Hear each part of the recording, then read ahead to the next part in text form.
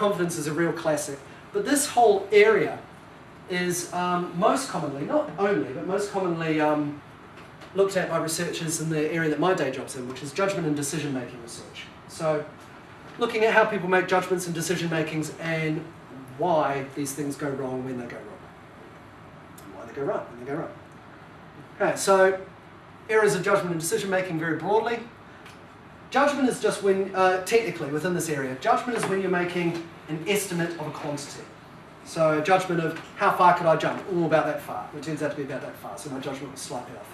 What's a decision? A decision is when I'm choosing between discrete outcomes. Any number of discrete outcomes, but it's not a continuous variable. Sorry, just go back to the previous slide. But yeah? Overconfidence is often the result of ignorance. Well, yeah. I mean, obviously these things are...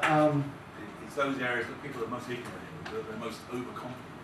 Yeah. I mean, there's a whole complex... I mean, it's an entire... JDM is a large area that maps out the different relationships between these things. So. There's a wonderful scientific paper that actually got featured in the Annals of Improbable Research. Yes, that was one I was thinking. Incompetent and unaware of it, how overestimations in your own performance lead people to make poor decisions. Okay. I hadn't come across that one. It's actually a quite brilliant paper, I don't know why. I mean, hilarious and actually accurate. Overconfidence is the single... I just brought that up because it was an example of the kind of thing these guys look at, but it's the single most robust finding of a logical error in JDM. So it suggests that there's some evolutionary bias towards people being overly absolutely. In the same way people are robustly optimistic. It's the same kind of thing. Basically, when people are clinically depressed, if you run a battery of judgment and decision-making stuff over them, they generally come across as not pessimistic, but realistic. The baseline human state is to be optimistic and overconfident. It had good survival value, apparently. There's a study as well that says that bosses prefer overconfident workers to realistic ones. Well, I mean, people generally, not just bosses. People generally, I mean, this is the next thing I was going to mention. Advice and trust is a big area within this research. I prefer realistic bosses to overconfident bosses, so it's the other way around. Well, yes, that's a different power relationship, isn't it? Yeah. But within, a big area in this field is taking advice and deciding which advice to trust, how to aggregate different pieces of advice. And a big part of that is people tend to trust confidence. If you exude confidence, even if you don't know what the hell you're talking about, that, which is obviously what I'm doing here today, is, that's what people do. They'll go, oh, well, he's confident. He must know what he's talking about. Okay, heuristics and biases. Kahneman and Tversky were the researchers who kicked off this large area that basically set off, even though their work was more nuanced than this, it set off this sort of public perception that basically humans are, they think heuristically, which leads them to biased thinking, and human logic is inherently flawed. Other researchers, like Gerd Gigerenzer in Berlin, have sort of set up a counter position, and the truth is, as with all things, somewhere in between, that yes, humans think heuristically, but in some circumstances, the thing is we've evolved to think this way because sometimes it works. And I think it's probably more important that heuristics make us fast. It is, yeah, definitely. Decision-making resources is another large stream, and time is a big one. Yeah, obviously. I mean, think too slow and that tiger will eat you, regardless of how good your escape strategy was. Yeah. And lastly, I'm kind of whizzing through some of where we've gone on for a bit, but lastly, decision support. Decision support systems is an area within judgment and decision making. We're basically, it's basically taking all the things that judgment and decision making researchers have learned over the years about how to optimize your decisions, your judgments, and putting it in a package, a software package that informs your decisions. And the advice and trust work comes in there to try and encourage people to actually take the advice. Because that can fall down sometimes. Like in the Netherlands about 5-6 years ago, they implemented a system for telephone network engineers, I think they were, who had a system that would diagnose the problem. But all the engineers were worried that this system was going to put them out of a job.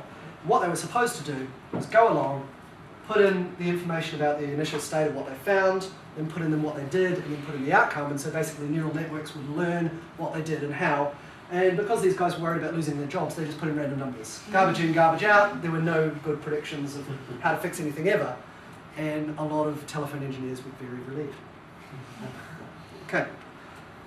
So, well, anyway, what I want to say though is that within judgment and decision making,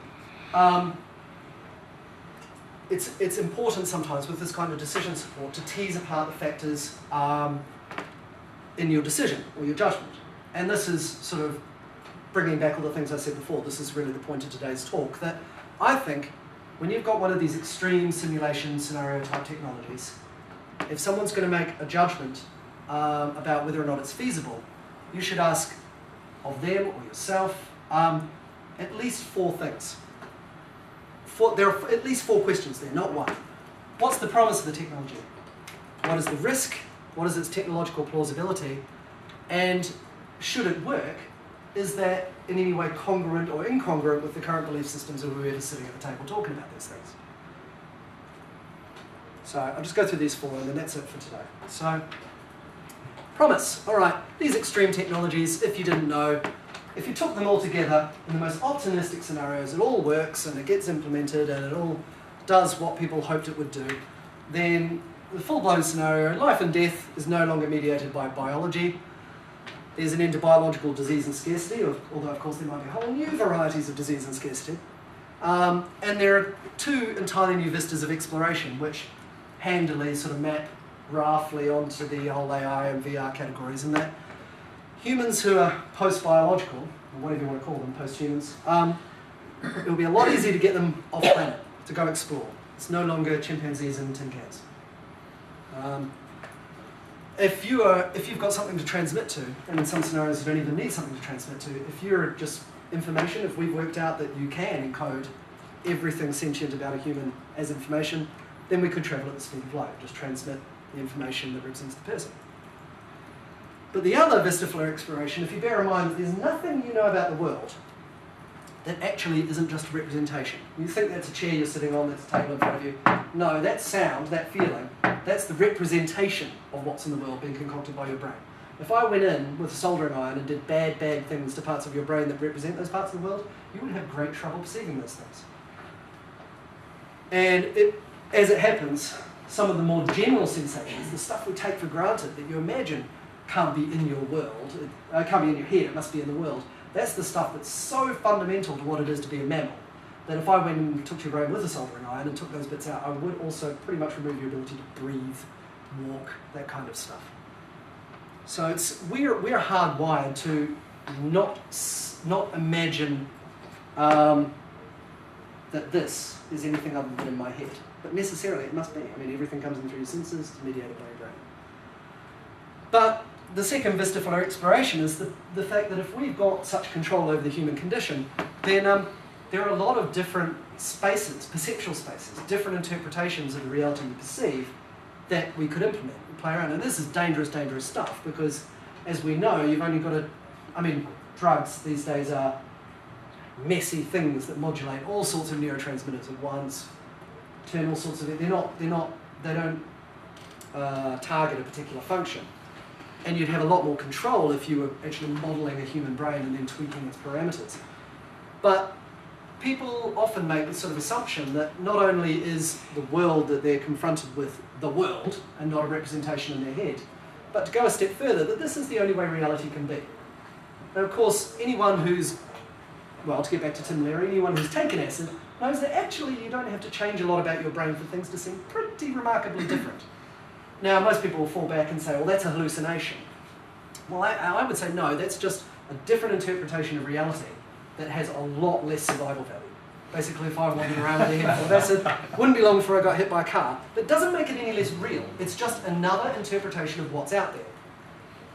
Now, you can be as extreme or conservative about that as you like, but all I'm saying is that as well as actually physically getting ourselves off the planet or sending representatives out to explore what's out there, rewiring what's in your heads and just looking at what's been in front of you all the time would be another avenue of exploration.